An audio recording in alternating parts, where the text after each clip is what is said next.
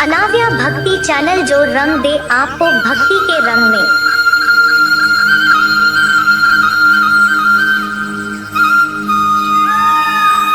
जय श्री कृष्ण मित्रों, अनाव्या भक्ति चैनल में आपका स्वागत है। आज हम श्री कृष्ण के विचारों के माध्यम से जानेंगे कि अनजाने में हुए पापों का फल कैसे मिलता है। तो वीडियो में आगे बढ़ने से पहले अगर आपने हमारे चैनल को सब्सक्राइब नहीं किया है तो चैनल को सब्सक्राइब करें और बेल आइकन भी दबा दें, जिससे हमारी आने वाली वीडियो की नोटिफिकेशन आपको सबसे पहले मिल सके। तो चलिए शुरू करते हैं आज की वीडियो। किसी को बुरा बोलना, चुगली करना, बुराई करना, जलन व ईर्ष्या का भाव रखना, यह सब आपकी तरक्की व खुशियों को रोक देते हैं, आपके जीवन में गहरा प्रभाव डालते हैं। एक राजा ब्राह्मणों को भोज में महल के आंगन में भोजन करा रहा था। राजा का रसोइया खुले आंगन में भोजन पका रहा था। उसी समय एक चील अपने पंजे में एक जिंदा सांप को लेकर राजा के महल के ऊपर से गुजरी, तब पंजों में दबे सांप ने अपनी आत्मरक्षा में चील से बचने के लिए अपने फन से जहर निकाला। तब रसोइया जो लंगर ब्राह्मणों के लिए पका रहा था, उस लंगर में सांप के मुख से निकली जहर की कुछ बूंदें खाने में गिर गई। किसी को कुछ पता नहीं चला। फलस्वरूप वह ब्राह्मण जो भोजन करने आए थे, उन सबकी जहरीला खाना खाते ही मौत हो गई। अब जब राजा को सारे ब्राह्मणों की मृत्यु का पता चला तो ब्रह्मा हत्या होने से उसे बहुत दुख हुआ। ऐसे में अब ऊपर बैठे यमराज के लिए भी यह फैसला लेना मुश्किल हो गया कि इस पाप कर्म का फल किसके खाते में जाएगा। राजा, जिसको पता ही नहीं था कि खाना जहरीला हो गया है, या रसोइया, जिसको पता ही नहीं था कि खाना बनाते समय वह जहरीला हो गया है, या वह चील जो जहरीला सांप लिए राजा के ऊपर से गुजरी, या वह सांप जिसने अपनी आत्मरक्षा में जहर निकाला। बहुत दिनों तक यह मामला यमराज के दरबार में अटका रहा। फिर कुछ समय बाद कुछ ब्राह्मण राजा से मिलने उस राज्य में आए और उन्होंने किसी महिला से महल का रास्ता पूछा। उस महिला ने महल का रास्ता तो बता दिया, पर रास्ता बताने के साथ साथ ब्राह्मणों से यह भी कह दिया कि देखो भाई, जरा ध्यान रखना, वह राजा आप जैसे ब्राह्मणों को खाने में जहर देकर मार देता है। बस जैसे ही उस महिला ने यह शब्द कहे, उसी समय यमराज ने फैसला ले लिया कि उन मृत ब्राह्मणों की मृत्यु के पाप का फल इस महिला के खाते में जाएगा और इसे उस पाप का फल भुगतना होगा। यमराज के दूतों ने पूछा, प्रभु ऐसा क्यों, जबकि उन मृत ब्राह्मणों की हत्या में उस महिला की कोई भूमिका भी नहीं थी। तब यमराज ने कहा कि भाई देखो, जब कोई व्यक्ति पाप करता है तब उसे बड़ा आनंद मिलता है, पर उन मृत ब्राह्मणों की हत्या से न तो राजा को आनंद मिला, नहीं उस रसोइया को आनंद मिला, नहीं उस सांप को आनंद मिला और नहीं उस चील को आनंद मिला, पर उस पाप कर्म की घटना का बुराई करने के भाव से बखान कर उस महिला को जरूर आनंद मिला। इसलिए राजा के उस अनजाने पाप कर्म का फल अब इस महिला के खाते में जाएगा। बस इसी घटना के तहत आज तक जब भी कोई व्यक्ति जब किसी दूसरे के पाप कर्म का बखान बुरे भाव से करता है, या यूं कहे बुराई करता है, तब उस व्यक्ति के पापों का हिस्सा उस बुराई करने वाले के खाते में भी डाल दिया जाता है। अक्सर हम जीवन में सोचते हैं कि हमने जीवन में ऐसा कोई पाप नहीं किया, फिर भी हमारे जीवन में इतना कष्ट क्यों आया। यह कष्ट और कहीं से नहीं बल्कि लोगों की बुराई करने के कारण उनके पाप कर्मों से आया होता है, जो बुराई करते ही हमारे खाते में ट्रांसफर हो जाता है। हम सब जानते हैं कि कर्म क्या है और कैसे पिछले और इस जन्म के कर्म हमारे भविष्य को प्रभावित करते हैं, लेकिन फिर भी कभी कभी हमें दिन की शुरुआत को अच्छा करने के लिए सकारात्मक विचार चाहिए होते हैं। ऐसा कहा जाता है कि जो आपने चुना है वह आपके हाथ में है, लेकिन उस चुनाव के परिणाम आपके हाथ में नहीं होंगे, उन्हें आपको भुगतना ही पड़ेगा। सब कर्मों का फल यही मिलता है, कभी जल्दी तो कभी देर से। अगर आप किसी और के साथ गलत करने जा रहे हो तो अपनी बारी का इंतजार भी जरूर करना। कर्म एक ऐसा ढाबा है जहां हमें ऑर्डर करने की जरूरत नहीं पड़ती। हमने जो पकाया होता है हमें वही मिलता है। कर्म आखिरकार सामने आता है। जैसा बोओगे वैसा ही काटोगे। जल्द ही या बाद में कर्म आपको वो परोस देगा जिसके आप हकदार हैं। कर्म ही व्यक्ति की पहचान का मुख्य आधार होता है। आपके कर्म आपके चरित्र को परिलक्षित करते हैं। जीवन में सफलता प्राप्त करने के लिए हमें हमेशा सकारात्मक कर्म करने चाहिए, क्योंकि कर्म ही हमारे भविष्य को निर्धारित करते हैं। निश्चित रूप से यह कर्म का सिद्धांत होता है। जो कुछ भी हम दूसरों के प्रति करते हैं वही हमें भविष्य में मिलता है। धर्म और कर्म दो पहियों की तरह है जो हमें जीवन के सही पथ पर चलाने में मदद करते हैं। इन दोनों के बिना हम अपने सच्चे उद्देश्य को प्राप्त नहीं कर सकते। एक व्यक्ति के कर्म उसके विचारों, भावनाओं और इच्छाओं का प्रतिबिंब होते हैं। यदि हम अपनी सोच और कर्मों को सकारात्मक बनाते हैं तो हमारा भविष्य स्वतः रोशन हो जाता है। जयपुर के पास एक गांव था। उस गांव में दो कुत्ते रहते थे। दोनों आपस में गहरे मित्र थे। साथ साथ रहते तथा सोते थे। उनमें से एक कुत्ता काला था तो उसका नाम कालू था। दूसरा कुत्ता लाल था अतः उसका नाम लालू था। एक दिन दोनों कुत्तों ने तीर्थ यात्रा करने की सोची, किंतु वे रास्ता नहीं जानते थे। दोनों ने निश्चय किया कि यात्रा आरंभ तो करें, रास्ता तो अपने आप निकल आएगा। एक दिन वह दोनों एक साथ तीर्थ यात्रा पर चल दिए। चलते चलते रात हो गई। वह दोनों एक पेड़ के नीचे सो गए। थके होने के कारण उन्हें नींद आ गई। सुबह होने पर फिर अपनी यात्रा पर चल पड़े। एक गांव के पास पहुंचने पर उन्हें भूख लग आई। वहां उन्हें कुछ चूहे दिखाई दिए। लालू की पूंछ खड़ी हो गई। वह कालू से बोला, क्यों गंडक जी, आप फरमाओ, तुम इन 2-4 चूहों की चटनी बना डालूं। कालू ने गर्दन हिलाकर कहा, नहीं भाई लालू जी, हम तीर्थ यात्रा पर निकले हैं और तीर्थ यात्रा में किसी की हत्या करना पाप होता है। तो आप कोई दूसरा उपाय खोजो जिसमें कोई जीव की हत्या न हो तथा हमें मांस भी न खाना पड़े। दोनों कुत्ते एक दोराहे पर रुक गए। वहां पर एक मंदिर था। कुछ देर सुस्ताने के पश्चात दोनों ने फैसला किया कि अलग अलग दिशा की ओर चलना चाहिए। जिसको जो मिलेगा खा लेंगे। एक साथ चलते तो दोनों में से किसी का भी पेट नहीं भरेगा। दोनों कुत्ते अलग अलग दिशा में चल पड़े। चलने से पहले उन्होंने तय कर लिया कि वे वापस आकर इसी स्थान पर मिलेंगे।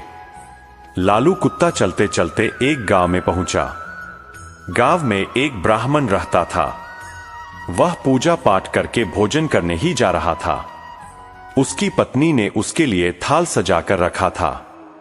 ब्राह्मण ने भोजन को भोग लगाया ही था कि लालू कुत्ते ने झट से उसकी थाली में मुंह डाल दिया तथा एक पूरी उठाकर भागा। ब्राह्मण ने हरे राम कहा तथा हाथ धोकर उठ गया। उसने अपनी पत्नी से कहा, बेचारे गंडक जी भी भूखे हैं, सो आप यह थाली इन्हें ही खिला दीजिए। ब्राह्मण की पत्नी गुस्से से बोली, आप ये क्या कह रहे हैं? इस गंडक जी को यह थाली, इसमें कितने चोखे चोखे पकवान हैं। खीर पूरी, 2 तरह की सब्जी, अचार, दही। ब्राह्मण दया भाव से बोला, तुम ठीक कहती हो, पर यह भी भूखे होंगे। आप तो यह थाली इन्हें ही दे दें। सोच लो कि इनके ही भाग्य में लिखी थी। इसके पश्चात ब्राह्मण ने लालू कुत्ते को खूब पेट भरकर भोजन करवाया। लालू ने उसे खूब दुआएं दीं। उधर कालू कुत्ता एक किसान के यहां पहुंचा। किसान अपने खेत में काम कर रहा था। उसकी पत्नी थाल रख कर गई थी। थाल में बाजरे की रोटियां और सांगरी का साग था। खेत का काम पूरा करके वह थाल खोलकर खाना खाने को तैयार हुआ ही था कि कालू ने तुरंत ही उसके भोजन में मुंह डाला तथा थोड़ी सी रोटी का टुकड़ा तोड़कर भागा। किसान एकदम गुस्से से भर उठा। उसकी आंखें अंगारों के समान लाल हो गई। उसने अपनी लाठी उठाई। गाली देते हुए उसने लाठी से इतनी जोर से वार किया कि कुत्ते की कमर टूट गई। वह पीड़ा से चिल्लाने लगा। कमर टूट जाने के कारण वह भाग ही नहीं सका। इसी बीच उसकी कमर में 2-4 लाठियां और पड़ गई। कुत्ता अधमरा हो गया। लालू दोराहे पर खा पीकर मस्त पड़ा था। वह आंखें फाड़ फाड़ कर अपने साथी की प्रतीक्षा कर रहा था। उसका साथी उसे कहीं भी नजर नहीं आ रहा था। लाचार तथा उदास होकर वह दोराहे पर बैठ गया। थोड़ी देर बाद उसे कालू नजर आया। वह लपककर उसकी ओर दौड़ा। उसकी टूटी हुई कमर देखकर वह बहुत दुखी हुआ।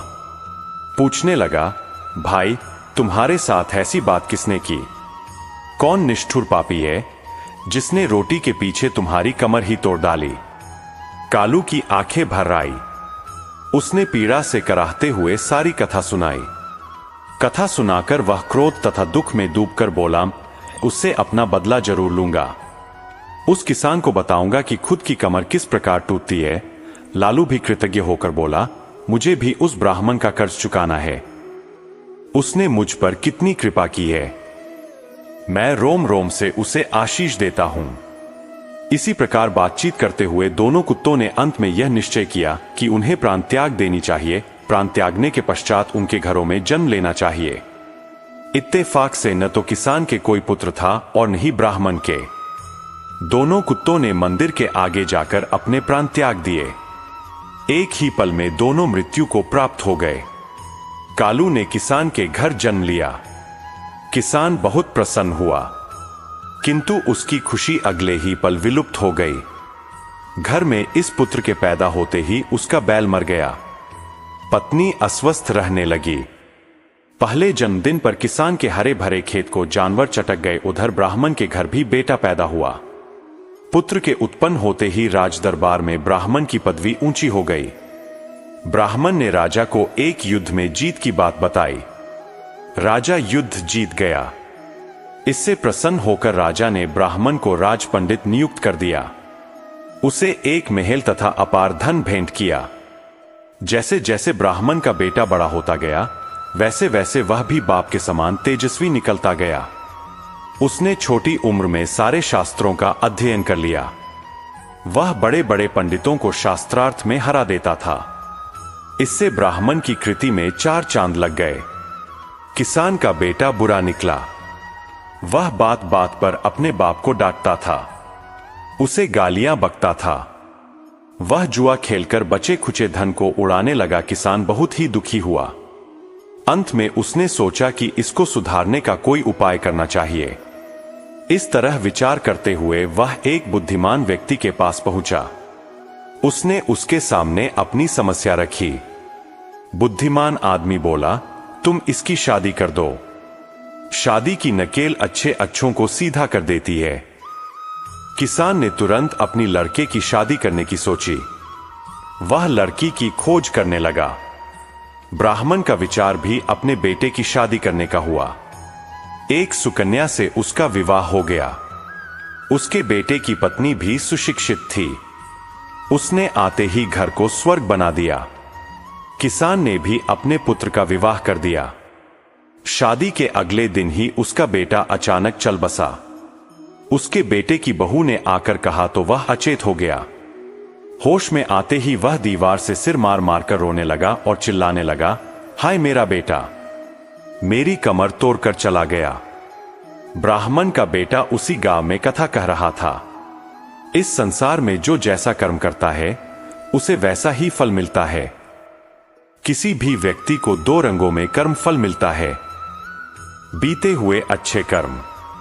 आज आपकी रोती हुई आंखों से भले ही पानी बन बहते हो, पर यह आपके कर्म ही है जिन्होंने उन बहते हुए पानी को पचने के लिए आपको हिम्मत दी और उस परिवेश से निकलने का हौसला। बीते हुए बुरे कर्म। आज आपकी हंसती हुई आंखों में भले ही चमक बन चमकते हो, पर यह आपके कर्म ही है जो भविष्य में आपकी हिम्मत और हौसले के आधार को आधारहीन करेंगे और पुनः आप खुद को उसी स्थिति में पाएंगे जहां से वह चमक आपने चुराई थी।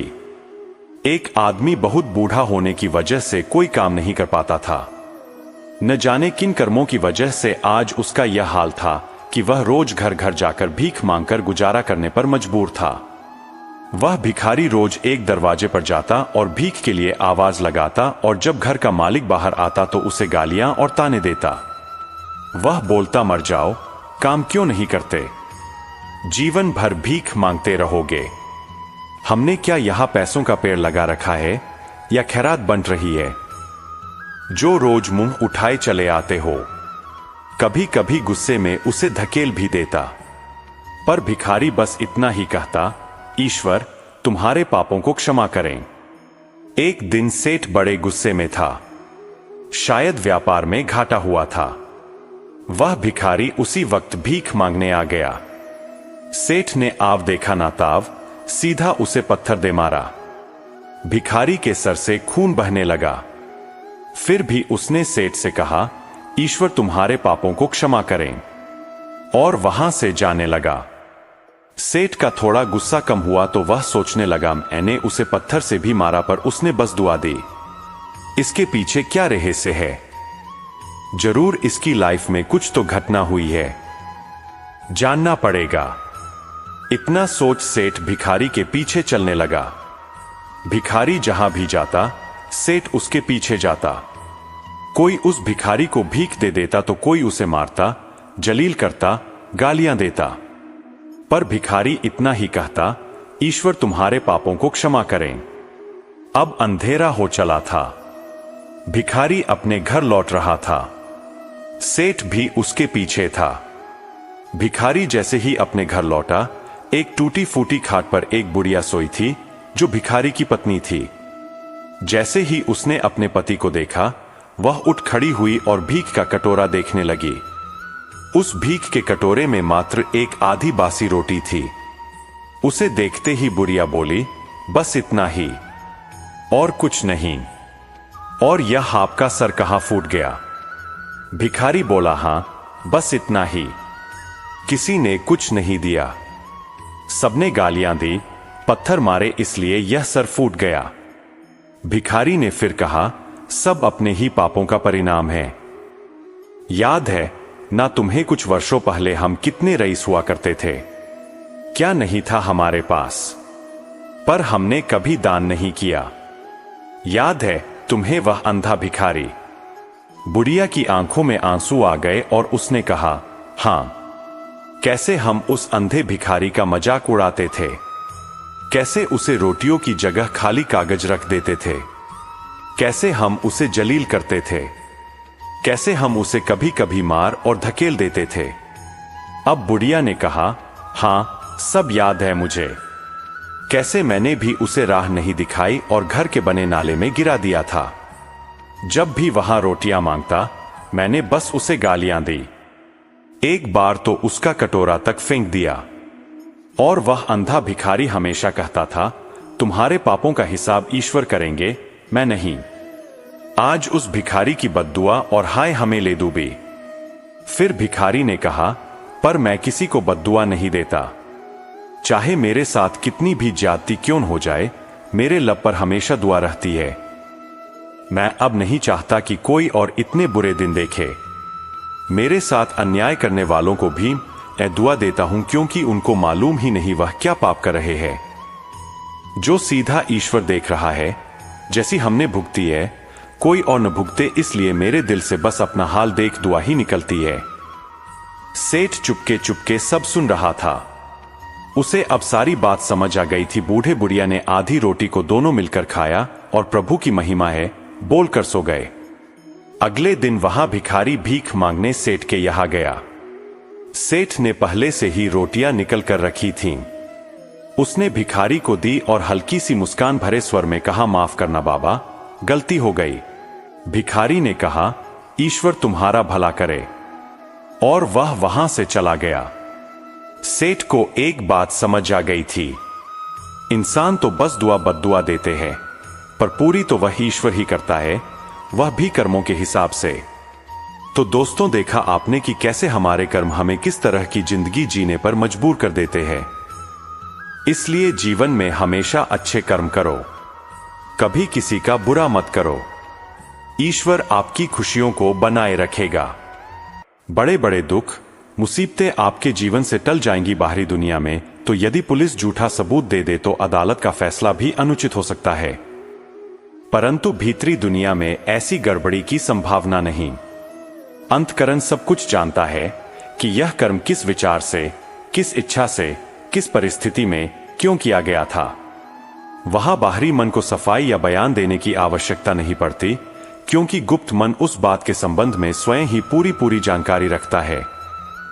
हम जिस इच्छा से, जिस भावना से जो काम करते हैं, उस इच्छा या भावना से ही पाप पुण्य का नाप होता है। भौतिक वस्तुओं की नाप तौल बाहरी दुनिया में होती है।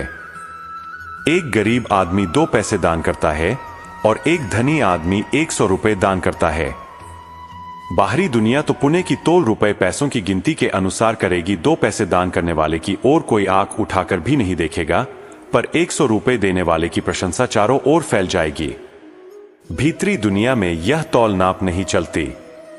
बाहर की दुनिया में रुपयों की गिनती से, काम के बाहरी फैलाव से, कथा वार्ता से, तीर्थ यात्रा आदि भौतिक चीजों से यश खरीदा जाता है। पर चित्रगुप्त देवता के देश में यह सिक्का ही नहीं चलता। वहां तो इच्छा और भावना की नाप तौल है। उसी के मुताबिक पाप पुण्य का जमा खर्च किया जाता है। भगवान कृष्ण ने अर्जुन से लाखों आदमियों को महाभारत के युद्ध में मरवा डाला। लाशों से भूमि फट गई, खून की नदियां बह गई, फिर भी अर्जुन को कोई पाप नहीं लगा। अर्जुन का उद्देश्य पवित्र था। वह पाप को नष्ट करके धर्म की स्थापना करना चाहता था। बस वही इच्छा खुफिया रजिस्टर में दर्ज हो गई। आदमियों के मरने जीने की संख्या का कोई हिसाब नहीं लिखा गया। दुनिया में करोड़पति की बड़ी प्रतिष्ठा है, पर यदि उसका दिल खोटा है तो चित्रगुप्त के दरबार में भिखमंगा शुमार किया जाएगा। दुनिया का भिखमंगा यदि दिल का धनी है तो उसे बादशाह गिना जाएगा। इस प्रकार मनुष्य जो भी काम कर रहा है वह किस नीयत से कर रहा है? वह नीयत भलाई या बुराई जिस दर्जे में जाती होगी उसी में दर्ज कर ली जाएगी। सद्भाव से फांसी लगाने वाला एक जल्लाद भी पुण्यात्मा गिना जा सकता है और एक धर्मध्वज तिलकधारी पंडित भी गुप्त रूप से दुराचार करने पर पापी माना जा सकता है। बाहरी आडंबर का कुछ मूल्य नहीं है, कीमत भीतरी चीज की है। सीप की कुछ कीमत नहीं, मोल तोल तो मोती का है। बाहर से कोई काम भला या बुरा दिखाई दे तो उससे कुछ बनता बिगड़ता नहीं। असली तत्व तो उस इच्छा और भावना में है जिससे प्रेरित होकर वह काम किया गया है। पाप पुण्य की जड़ कार्य और प्रदर्शन में नहीं, वरन निश्चित रूप से इच्छा और भावना में ही है। दोस्तों, हमारे जीवन में जो भी परेशानियां आती है उनका संबंध कहीं न कहीं हमारे कर्मों से होता है। कभी कभी हम जानबूझकर गलत काम करते हैं तो कभी अनजाने में गलत काम कर जाते हैं, जिसके कारण हमें आगे चलकर परेशानी उठानी पड़ती है। इस बात को समझने के लिए एक छोटी सी कहानी से प्रेरणा लेंगे। एक राजा था जिसने अपने कुछ दरबारियों की परीक्षा लेने की सोची और एक दिन राजा ने 3 दरबारियों को अपने महल में बुलाया और तीनों को एक एक थैला दिया और कहा कि इसे लेकर जाए और वाटिका से अच्छे अच्छे फल तोड़ कर लाएं। तीनों दरबारियों ने राजा की बात स्वीकार की और थैला लेकर वाटिका में चले गए। पहले दरबारी ने वाटिका में जाकर सोचा कि राजा के लिए अच्छे अच्छे फल तोड़कर ले जाता हूं ताकि राजा को पसंद आए, और उसने चुन चुनकर अच्छे अच्छे फलों को अपने थैले में भर दिया। दूसरे दरबारी ने वाटिका में जाकर सोचा कि राजा को कौन से फल खाने हैं, वह तो फलों को देखेंगे भी नहीं। ऐसा सोचकर उसने अच्छे बुरे जो भी फल मिले उससे अपना थैला भर दिया। तीसरे दरबारी ने वाटिका में जाकर सोचा कि समय क्यों बर्बाद किया जाए, राजा तो मेरा भरा हुआ थैला ही देखेंगे, अंदर क्या है यह नहीं देखेंगे। ऐसा सोचकर उसने घास फूस से अपने थैले को भर लिया। अब तीनों दरबारी अपना अपना थैला लेकर राजमहल में पहुंचे। राजा ने थैले को देखे बिना ही उन तीनों दरबारियों को 1 महीने के लिए जेल में बंद करने का आदेश दिया और कहा कि इन्हें खाने के लिए कुछ नहीं दिया जाए, ये अपने फल खाकर ही अपना गुजारा करेंगे। अब जेल में तीनों दरबारियों के पास अपने अपने थैलों के अलावा और कुछ नहीं था। जिस दरबारी ने अच्छे अच्छे फल चुने थे वह बड़े आराम से फल खाता रहा और उसने बड़ी आसानी से 1 महीना फलों के सहारे गुजार दिया। जिस दरबारी ने अच्छे बुरे दोनों प्रकार के फल चुने थे वह कुछ दिन तो आराम से अच्छे फल खाता रहा, लेकिन उसके बाद सड़े गले फल खाने की वजह से वह बीमार हो गया। उसे बहुत परेशानी उठानी पड़ी और बड़ी मुश्किल से उसका 1 महीना गुजरा। लेकिन जिस दरबारी ने घास फूस से अपना थैला भरा था वह कुछ ही दिनों में भूख से मर गया। राजा ने तीनों दरबारियों को एक जैसा कर्म दिया था और तीनों को पर्याप्त समय भी दिया था। लेकिन अंत में जिसने जैसा कर्म किया उनको वैसा ही फल मिला। दोस्तों, हमारा जीवन भी इस थैले की तरह है और हमें यह देखना है कि हम अपने जीवन में कौन कौन से फल इकट्ठे कर रहे हैं। यानी कि अगर हम अच्छे कर्म करते हैं तो हम खुशी से अपनी जिंदगी गुजार सकेंगे, और अगर हम बुरे कर्म कर रहे हैं तो हमें बुरे ही फल मिलेंगे। इसलिए हमेशा अच्छे कर्म करें और दूसरों को भी अच्छे काम करने के लिए प्रेरित करें। हकीकत में कर्म क्या है? क्या इंसान के कर्मों के अनुसार ही उसका फल आता है? जैसी करनी वैसी भरनी, इस कहावत से आप वाकिफ होंगे। लेकिन क्या सचमुच ऐसा है या इसके पीछे कुछ और रहस्य छिपा है?